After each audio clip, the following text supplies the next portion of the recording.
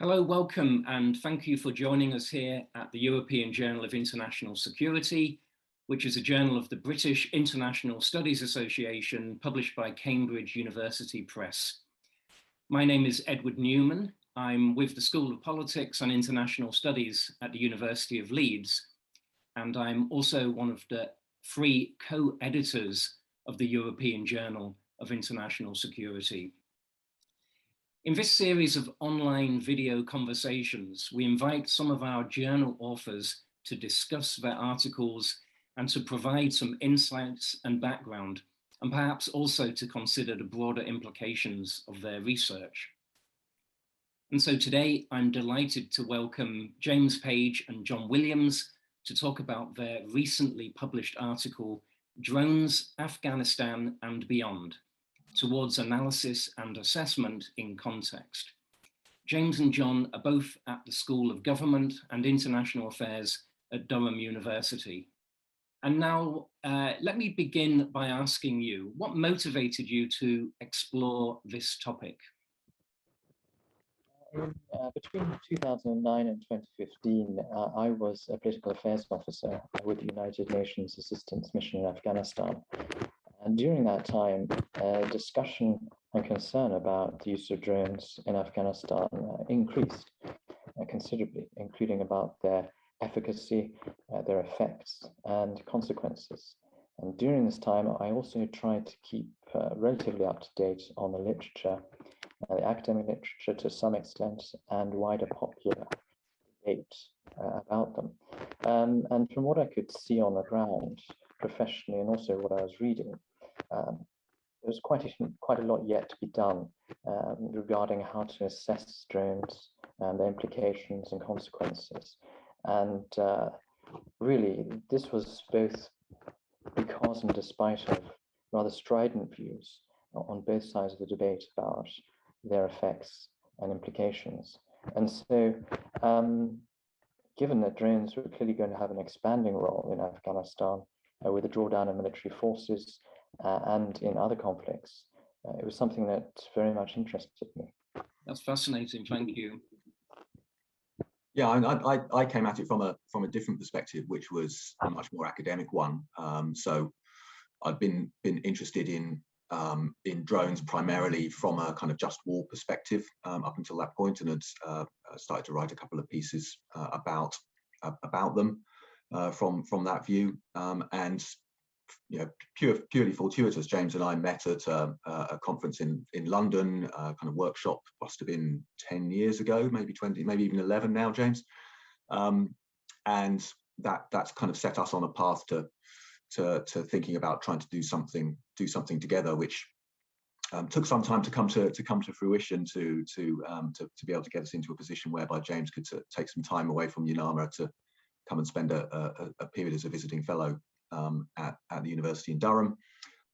And it was a really fantastic opportunity for me to get some empirical and policy perspectives to add to and greatly enhance and expand the more kind of abstract theoretical and normative approach that I've been taking up until that point. So there was as with a lot of these kinds of things, there was a healthy chunk of luck in this. That's really interesting to see this coming together of first-hand empirical insights with these conceptual debates. And perhaps you could sketch some of the broader research debates and the field that you wanted to engage with through this article.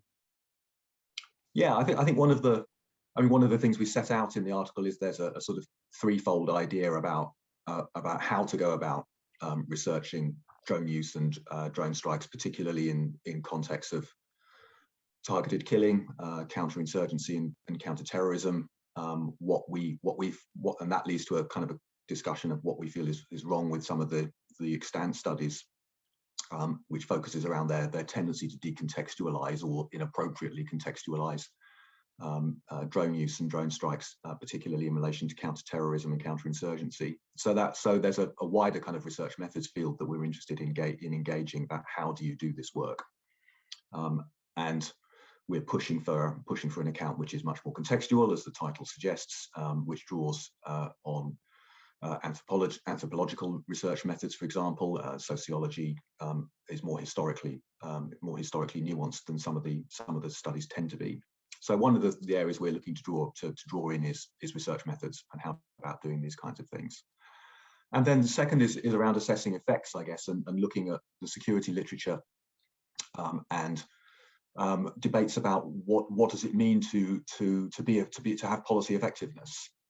What kinds of targets should we be using as a way of assessing policy effectiveness, and how is that policy effectiveness related to the wider context and environment within which policy goals are being pursued. So again, one of the things that we talk about in the article is around how efforts to produce, often quite highly abstracted versions of things like doctrine and strategy can produce counterproductive and unintended consequences when it comes to actually pursuing those strategic objectives within a particular context, because quite often those doctrinal statements may be inconsistent, particularly if you're pursuing multiple doctrines, like what's happening in Afghanistan with counterinsurgency and counterterrorism. Those doctrinal statements can be incoherent or inconsistent, or even kind of counterproductive to one another, and also to stress the need for appreciating the distinctiveness of the local circumstances. So I think there's a debate about research methods that we're engaging, and there's a wider debate about the formulation and implementation of policy and doctrine within security. That's really excellent. So then let me ask you to more specifically summarize the main points and arguments of the article. Afghanistan is one of the world's most drone-affected states. However, a few scholarly articles have been undertaken regarding it.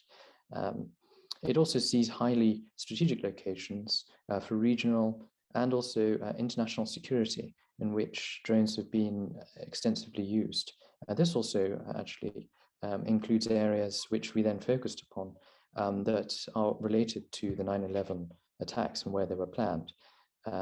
In order to find those areas, what we did is looked at where drone strikes have been particularly active and found two locations. And these two locations were actually quite different anthropologically and sociologically, which made them very good comparisons. So we then looked at pre-existing assertions regarding drone use and its effectiveness, and were guided by these. Subsequently, 37 in-depth interviews were conducted by persons whom we were in contact with. We developed the questionnaires and also the ways in which the questions would be answered, would be conducted, so in depth over a period of time, so to gain maximum amount of information and detail about the context. To analyze the results and assess the drone use and its implications, we had to consider what was happening in Afghanistan at the time, which was both counterinsurgency and counterterrorism operations. And in order to get a handle on that, what we did is looked at literature in relation to the conduct of those in the same time. And we found that there were important tensions in that. And Michael Boyle had produced some very good work about this, directly related to Afghanistan. And he provides a useful heuristic that we then tailored and developed to test, if you like, what the results were of drone use according to people in these drone-affected areas. And we did find that the so-called offsetting effects that Boyle identifies were borne out. So things like popular backlash against efforts to bring governance from the central government there, and also support to the government, but also concerns about radicalization and political fallout. And there are also issues of legitimacy for the Afghan government, and it's allowing the US to conduct drone strikes, but also local institutions were affected because of drone strikes, according to the respondents. So in turn, this actually affected the leverage the US had and its allies, including the Afghan government, to conduct both counterinsurgency and counterterrorism operations and to achieve the goals. Interestingly, the goals of counterinsurgency and counter in terrorism, according to US doctrine, actually differ, and they can be conflicting. And this also became clear from the results of the research and our testing it against this heuristic.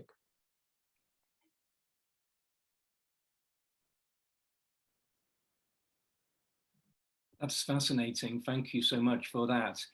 So then if we broaden this out and think about the implications of this research for counterinsurgency, counterterrorism, and peace building, what do you hope the impact will be? How do you hope to shape those academic and policy debates?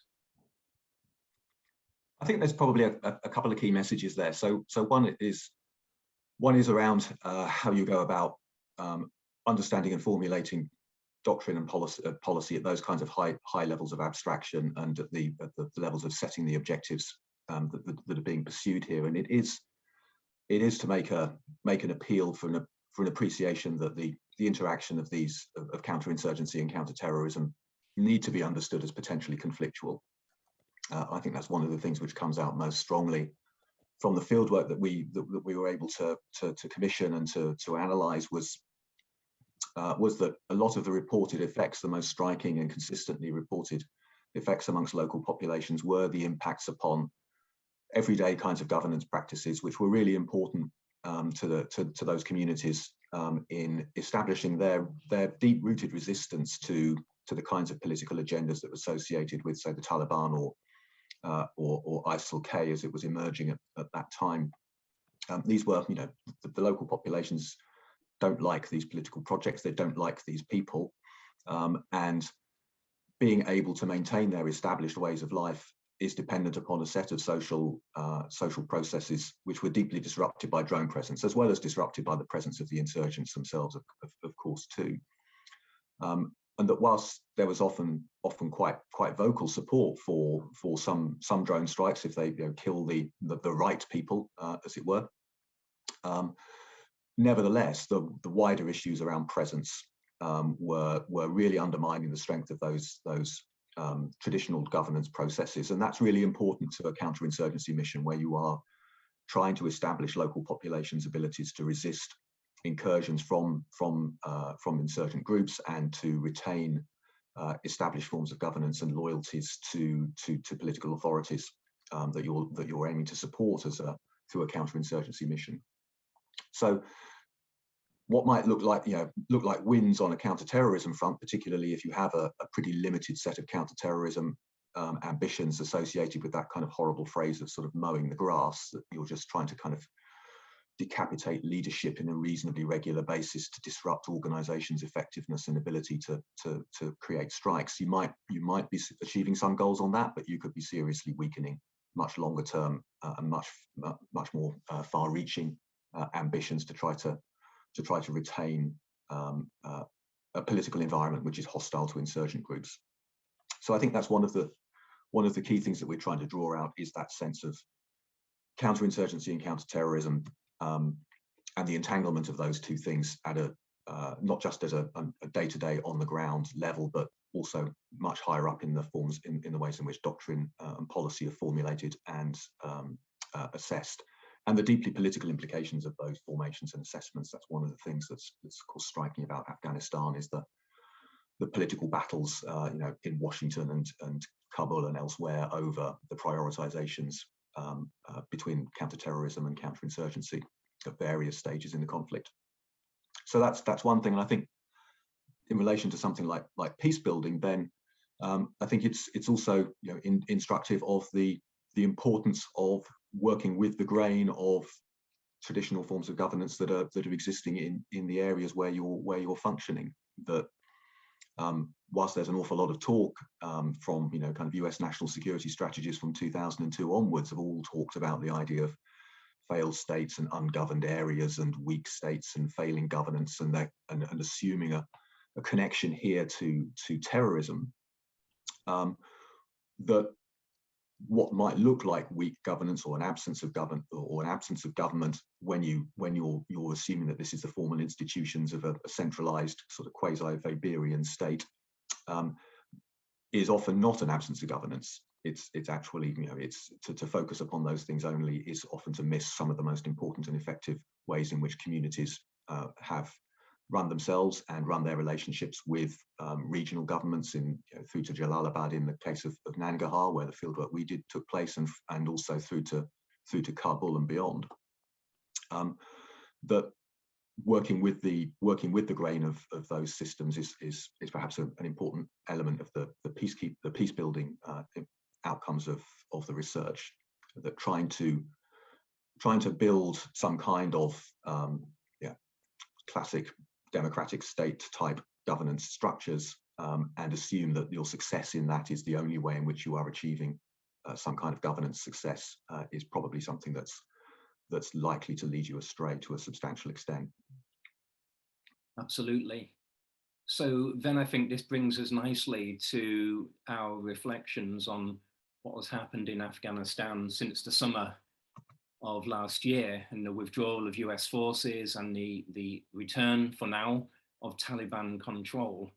Do you have any reflections on that, and considering your research, what the implications in terms of the way forward are? Yes, I mean, I think it's clear, for instance, with the latest UN sanctions monitoring reports and various other reports from US Treasury, Pentagon, that the Taliban have not broken links with Al-Qaeda and other terrorist groups, which was part of the deal with the US that, if you like, led to the precipitous withdrawal of US and NATO-led forces in Afghanistan and consequently the Taliban takeover. So the threat of terrorism, it remains in Afghanistan. It's, I think, substantially more serious than many wish to let on, particularly in the US, let's say, security establishment. That was apparent in some of the claims they made about Al-Qaeda, contrasted, if you like, or compared with those from the UN and other external bodies.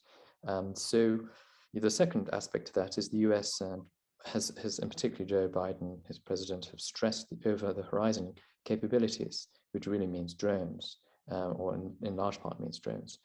However, the ability to mount those is severely constrained because the US doesn't have any bases in the region. The Russians have been active to lobby regional states not to allow them.